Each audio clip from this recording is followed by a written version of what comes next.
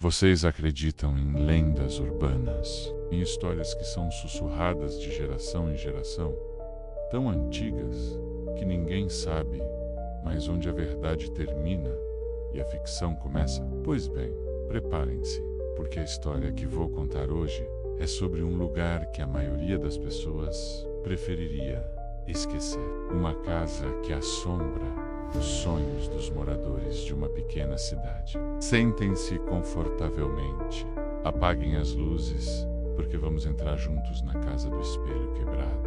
Há muito tempo, numa cidadezinha aninhada entre montanhas imponentes e florestas que pareciam não ter fim, existia uma casa que todos evitavam. Era uma construção antiga, com paredes desgastadas pelo tempo e janelas que mais pareciam olhos vazios, cobertos por uma grossa camada de poeira e esquecimento. Os locais a chamavam, em voz baixa, de a Casa do Espelho Quebrado. E, como vocês podem imaginar, havia um motivo sombrio para esse nome. A lenda diz que naquela casa vivia uma senhora chamada Dona Célia. Ela era uma figura peculiar, conhecida por sua paixão por espelhos antigos, que colecionava de todos os cantos do mundo. Cada um tinha sua própria história, sua própria moldura, seu próprio reflexo do passado. Mas o que a tornava verdadeiramente diferente, o que alimentava os boatos da cidade, não eram todos os seus espelhos. Era o que ela mantinha trancado num quarto especial, no fundo da casa. Lá, protegido da luz e dos olhares curiosos, estava um espelho magnífico. Sua moldura era de ouro maciço, com entalhes tão delicados e complexos que pareciam se mover, como se contassem histórias silenciosas. Mas apesar de sua beleza, esse espelho, segundo a lenda, carregava uma maldição terrível. Diziam que não era apenas um objeto, mas um portal, uma prisão, uma janela para algo que não pertencia a este mundo. Após a morte misteriosa e nunca explicada de Dona Célia, a casa foi completamente abandonada. As portas foram trancadas, as janelas fechadas, mas as histórias, essas, escaparam pelas frestas e se espalharam como uma praga pela cidade. Os moradores mais antigos, com os olhos cheios de um medo antigo, murmuravam sobre o poder do espelho. Quem olhasse para seu reflexo exatamente à meia-noite, eles diziam, veria coisas que a mente humana não foi feita para suportar. Coisas terríveis, visões do próprio inferno. E alguns diziam que o que se via no espelho podia de alguma forma te ver de volta. Foi nesse cenário de medo e mistério que conhecemos João. Ele era um garoto que não se contentava com boatos. Sua coragem, ou talvez sua teimosia, era tão grande quanto sua curiosidade. Ele ouviu todas as histórias, todos os avisos, mas em vez de sentir medo, sentiu um chamado. Ele precisava ver com os próprios olhos. Precisava saber se a lenda era real. Então, numa noite fria de lua cheia, quando o céu parecia um manto prateado e as sombras dançavam de forma estranha, João tomou uma decisão. Ele reuniu seus dois melhores amigos, Ana e Lucas. Ana era a cética do grupo, sempre tentando encontrar uma explicação lógica para tudo.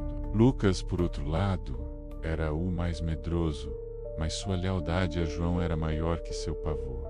Juntos, os três se esgueiraram pelas ruas silenciosas da cidade, com um coração batendo forte no peito, e se dirigiram para a temida casa, que parecia tremer sob o silêncio pesado da madrugada. A aventura deles estava prestes a começar, e eles não tinham ideia do que os esperava lá dentro. A velha porta de madeira rangeu com um gemido de dor quando eles a forçaram. O ar que os recebeu lá dentro era gelado, denso, carregado com um cheiro de poeira, mofo e algo mais. Algo que cheirava a tristeza e a tempo parado. Cada passo que davam sobre o assoalho de madeira ecoava pelo silêncio sepulcral, como se a própria casa estivesse contando seus passos. Móveis antigos, cobertos por lençóis brancos que mais pareciam fantasmas adormecidos, lotavam os cômodos. Teias de aranha se estendiam por todos os cantos, brilhando como fios de prata sob a luz fraca de suas lanternas. Eles atravessaram a sala de estar,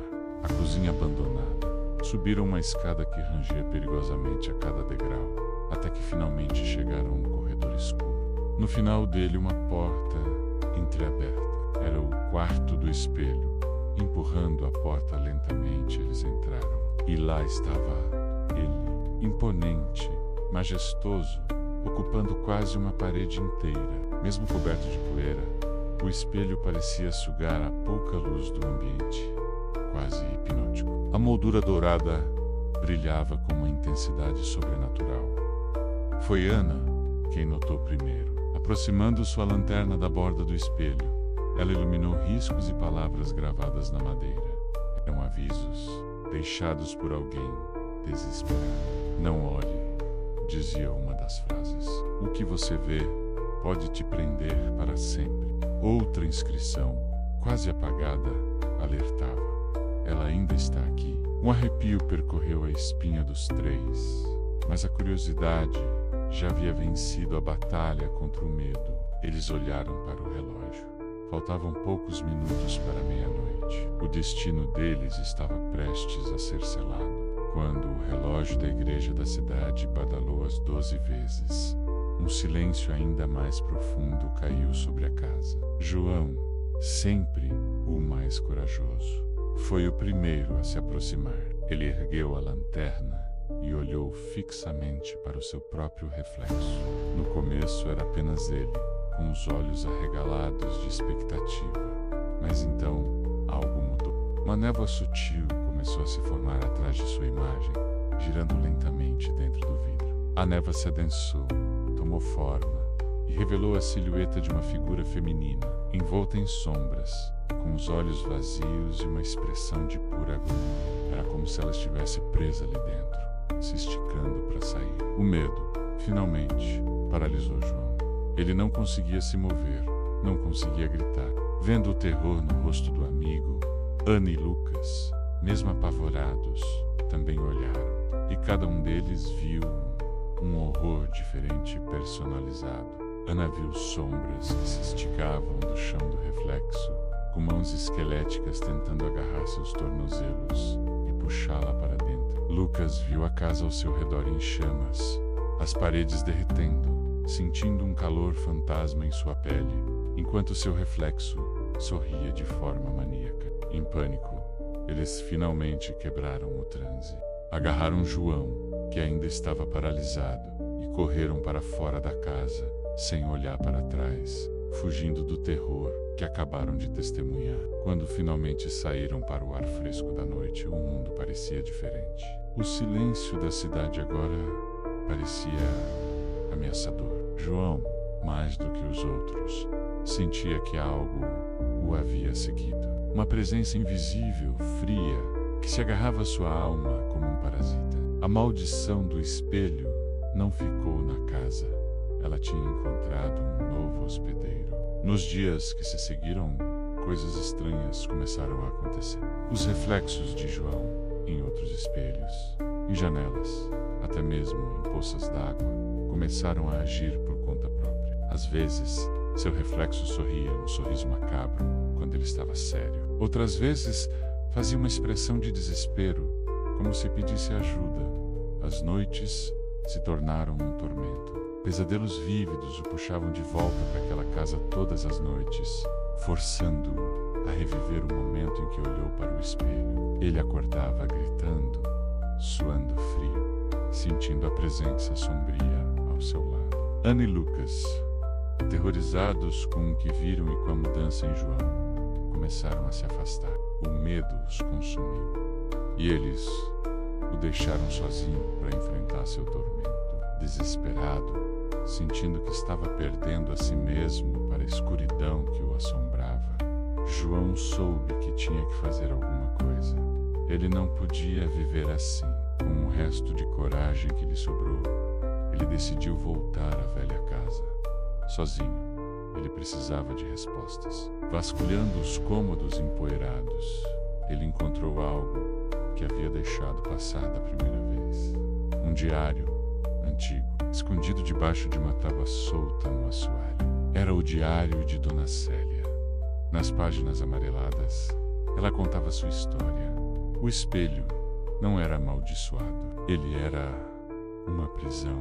Sua alma havia sido aprisionada nele por uma força maligna que habitava o objeto. Na última página, uma mensagem desesperada, escrita com a mão trêmula, para acabar com o terror, para libertar sua alma e quebrar a maldição. Alguém teria que quebrar o espelho. Numa última noite de tempestade, João retornou à casa. O vento uivava lá fora e os relâmpagos iluminavam o quarto do espelho em flashes assustadores. Ele ficou diante do objeto, o coração martelando contra as costelas. No reflexo, a figura fantasmagórica de Dona Célia surgiu novamente, mas desta vez seus olhos pareciam suplicar, não ameaçar, e atrás dela, uma sombra mais escura, mais maligna, se contorcia.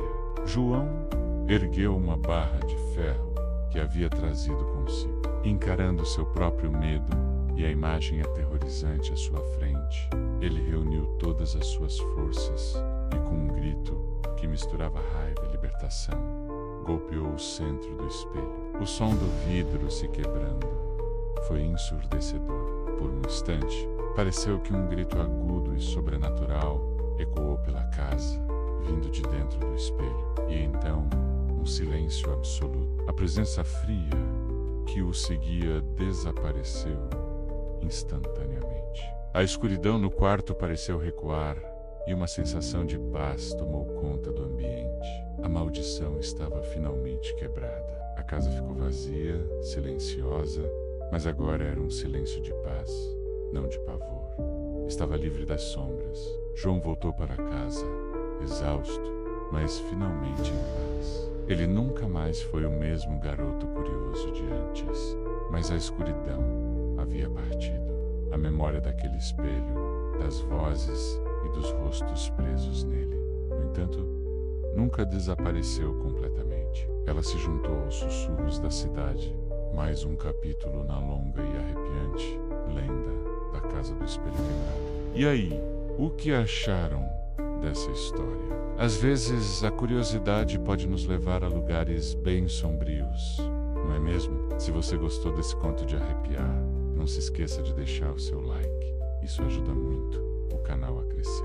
Compartilhe com aquele amigo que adora uma boa história de terror.